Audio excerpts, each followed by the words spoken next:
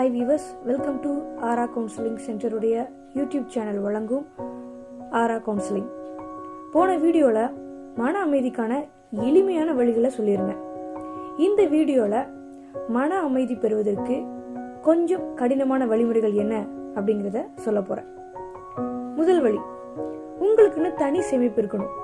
உங்களுக்குன்னு தனி சேமிப்புனா உங்களுடைய உடல்நலத்திற்காக நீங்கள் சேமிக்கக்கூடிய சேமிப்பு, உங்களுடைய அத்தியாவசிய தேவைகளுக்காக நீங்கள் சேமிக்கக்கூடிய சேமிப்பு, உங்களுடைய உடை, ஆபரணங்கள், உங்களுடைய வேலை உள்ளிட்டவற்றிற்காக நீங்கள் சேமிக்கக்கூடிய தனி சேமிப்பு.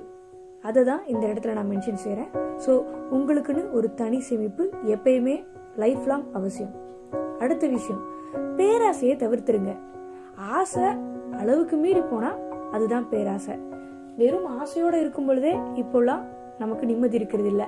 அதுல பேராசை தேவையில்லாத ஒண்ணு. அதனால முடிஞ்ச வரைக்கும் பேராசை இல்லாமலே வாழ்றதுக்கு பழகிக்கோங்க. அதுக்கு அடுத்து, நல்ல நட்புகளுக்கு மட்டும் இடம் கொடுங்க. காரியவாதிகளை தள்ளி வச்சிருங்க. சில பேரு காரியவாதிகள் நம்மளுடைய ரிலேட்டிவ்ஸா இருக்கிற பட்சத்துல, எல்லாருக்கும் ரிலேட்டிவ்ஸ் அப்படி இருக்க மாட்டாங்க, ஆனாலும் சொல்றேன், ஒரு சில பேருக்கு இருக்கிறதால ரிலேட்டிவ்ஸ் அப்படிங்கிறனால ஒருத்தவங்க எவ்வளவுதான் நெகட்டிவ் கேரக்டரா இருந்தாலும் காரியவாதியா இருந்தாலும் அவங்கள கூடயே வச்சுப்பாங்க. ஏன்னு கேட்டா அவங்க சொந்தக்காரங்களாம். நண்பர்கள் எவ்வளவுதான் நல்லவங்களா இருந்தாலும் அவங்கள ஒரு குறிப்பிட்ட ஸ்டேஜுக்கு அப்புறம் தள்ளி வச்சிடுறாங்க. ஏன்னு கேட்டா அவங்க ரிலேட்டிவ்ஸ் இல்ல, நண்பர்கள் தானா. ஒரு விஷயத்த மட்டும் நல்ல மனசுல பதிய வச்சுக்கோங்க. நல்ல நட்பு உள்ள ரிலேட்டிவ்ஸ் நல்ல மனிதர்கள். நல்ல உறவு முறையை மதிக்கக்கூடிய, நம்முடைய சொந்தம்னு சொல்ற அளவுக்கு நெருங்கி பழகக்கூடிய, உதவிக்கரம் நீட்டக்கூடிய நண்பர்கள் நம்முடைய சொந்தங்கள். சோ இந்த ஒரு கான்செப்டை நல்லா புரிஞ்சுக்கோங்க. அதுக்கு அடுத்து, மனம் விட்டு பேசுங்க. நம்ம எல்லாருக்குள்ளயுமே ஒரு செல்ஃப் ஈகோ ஒன்று இருக்கும். லைஃப் பார்ட்னர் கிட்ட, குழந்தைங்க கிட்ட, அம்மா அப்பா கிட்ட, கூட பிறந்தவங்க கிட்ட எல்லாம் அந்த ஈகோ எட்டி பார்க்கும். இவங்க கிட்ட நம்ம இறங்கி போய் பேசுறதா? அதையே இறங்கி போய் பேசுறதுன்னு நினைக்கிறீங்க? மனம் விட்டு பேசுறதுன்னு நினைங்க. அதுலயும் நம்மள இன்னும் சில பேரு அவங்கள பத்தி அவங்க கூட இருக்கிறவங்க கிட்ட பேசவே மாட்டாங்க, ஷேர் செஞ்சுக்கவே மாட்டாங்க. ஆனா இவங்க சொல்லாமலேயே இவங்கள பத்தி புரிஞ்சுக்கணும் அப்படின்னு நினைப்பாங்க. அதுக்கெல்லாம் பாசிபிலிட்டிஸ் ரொம்பவே குறைவு. எல்லாருமே ஞானிகள் கிடையாது. யாரும் யாரை பற்றியும் சொல்லாமலேயே புரிந்து கொள்ள, அப்படியே புரிஞ்சுக்கிட்டாலும் மோஸ்ட்லி அது தவறான புரிதலா தான் இருக்கும். 30% வேணும்னா உங்களை பத்தி நீங்க சொல்லாமலேயே புரிஞ்சு வச்சிருக்கலாம். அதனால முதல்ல மனம் விட்டு பேசுங்க. அதுக்கப்புறம் பிடிவாதம் மற்ற நிலையில இருங்க. பிடிவாதம், எதுக்கு பிடிவாதம் பிடிக்கணுமோ அதுக்கு தான் பிடிவாதம் பிடிக்கணும். தேவையில்லாத விஷயங்களுக்கு இந்த பிடிவாதம் அப்படிங்கிற ஒரு விஷயத்த நீங்க தூக்கி சுமந்தீங்கன்னா ரொம்பவே கஷ்டம். மனசுக்கு அதுவே மிகப்பெரிய சுமையா மாறிடும். பிறகு நம்மை மீறிய சக்தி ஒண்ணு இருக்கு அப்படிங்கறத நம்புங்க. சில பேருக்கு கடவுள் நம்பிக்கை இருக்கும் அப்படின்னா உங்களை மீறின அந்த சக்தி கடவுள் நினைச்சுக்கோங்க. சில பேருக்கு கடவுள் நம்பிக்கை இருக்காது அப்படின்னா உங்களை மீறின அந்த சக்தி இயற்கையை நினைச்சுக்கோங்க. நான் தான் எல்லாம், நான் நினைச்சா எதையும் மாத்த முடியும் அப்படின்னு உறுதியா நம்பாதீங்க. நம்ம என்னதான் டேலண்டடா இருந்தாலும், நம்மளுடைய கால நேரம்னா என்னதான் நம்மளுக்கு ரொம்ப சந்தோஷமா அமைஞ்சாலும் நம்மளை தாண்டி ஒரு சக்தி இருக்கு. அதுதான் நம்ம யாரு, நம்மளுக்கு என்ன நடக்கணும் அப்படிங்கறத நிர்ணயிக்கும். அதனால எப்பயுமே சக்சஸ் கிடைக்கும் போது சந்தோஷமா ஏத்துக்குங்க. ஒரு விஷயம் ஃபெயிலியர் ஆயிடுச்சா பரவாயில்ல, அதுக்கு அடுத்த நாட்களை, அடுத்தடுத்த நகர்வுகளை, முயற்சிகளை நோக்கி பயணிச்சுக்கிட்டே இருங்க. உங்களுக்கு மேல ஒரு சக்தி இருக்கு அப்படிங்கறத எப்பயுமே மறந்துடாதீங்க. அடுத்த விஷயம், கடன், வட்டி, இதுல இருந்து ஒதுங்கிருங்க.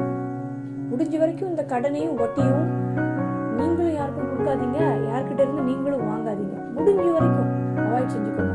அதையும் தாண்டி உங்களுக்கு ஒருத்தவங்களுக்கு கொடுக்கணும், பணம் கொடுக்கணும்னு தோணுதா, வட்டியா கொடுக்காதீங்க, கடனா கொடுக்காதீங்க, கொடுத்துட்டு மறந்துடுங்க. அதுதான் ரொம்ப நல்லது. ஏன்னா இந்த கடன் வாங்குதல் அல்லது நம்மிடமிருந்து யாராவது கடன் பெற்றுக்கொள்தல், இந்த 2 விஷயமுமே ஒரே மாதிரியான மன உளைச்சலை தான் கொடுக்கும். கடன் வாங்கியிருந்தா கட்டணுமே அப்படிங்கிற ஒரு மன உளைச்சல் இருக்கும். கடன் கொடுத்தா அவங்க நம்மளுக்கு தரணுமே அப்படிங்கிற ஒரு மன உளைச்சல் இருக்கும். இது ஏன் தேவையில்லாத ஒரு விஷயம்? கடைசி விஷயம், பதிலுக்கு பதில்னு எதையுமே செய்யாதீங்க. பதிலுக்கு பதில் கிஃப்டும் கொடுக்காதீங்க, பதிலுக்கு பதில் பழிவாங்கவும் செய்யாதீங்க, பதிலுக்கு பதில் சண்டையும் போடாதீங்க, பதிலுக்கு பதில் பேசவும் செய்யாதீங்க. சொல்லப்போனா கிட்டத்தட்ட இந்த பதிலுக்கு பதில் அப்படிங்கிற விஷயம் பிடிவாதத்தோடு தொடர்புடையது. பதிலுக்கு பதில் கிஃப்ட் கொடுக்கறதே நல்லதுதான். பட் ஒருத்தவங்க உங்களுக்கு கோல்டுல ஒரு பரிசு பொருள் தரலாம். உங்களுடைய குடும்ப சூழ்நிலை உங்களால கோல்டுல அவங்களுக்கு திரும்ப செய்ய முடியாது.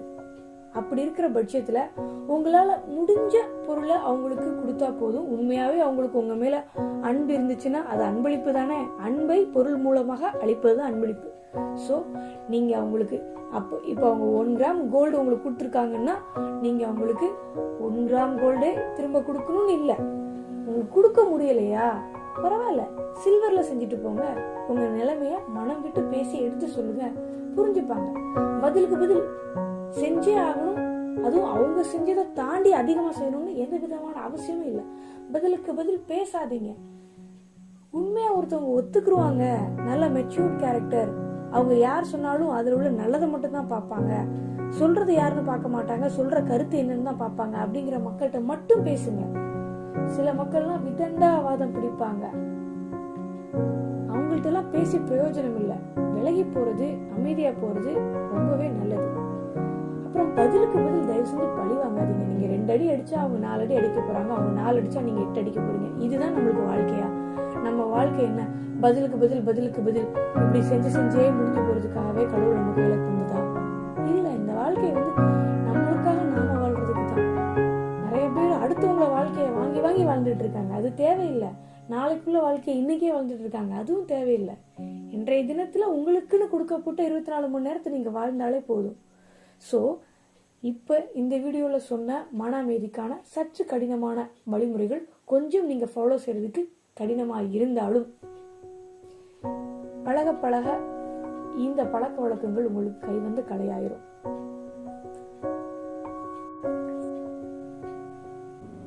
தேங்க்ஸ் ஃபார் வாட்சிங். மன அமைதிக்கான சற்று கடினமான வழிமுறைகளை இந்த வீடியோவில் பார்த்தாச்சு. மன அமைதி பெறுவதற்கான எளிய வழிமுறைகளை இதுக்கு முன்னாடி உள்ள வீடியோல சொல்லியிருந்தேன். அந்த வீடியோவோட லிங்க் கீழே டிஸ்கிரிப்ஷன்ல கொடுத்துருக்கேன். தொடர்ந்து ஆரா கவுன்சிலிங் சென்டருக்கு உங்களுடைய சப்போர்ட் கொடுங்க. இந்த வீடியோ உங்களுக்கு பிடிச்சிருந்துச்சு அப்படின்னா சேனலை சப்ஸ்கிரைப் செய்யுங்க, லைக், ஷேர், கமெண்ட் செய்யுங்க. தேங்க்யூ.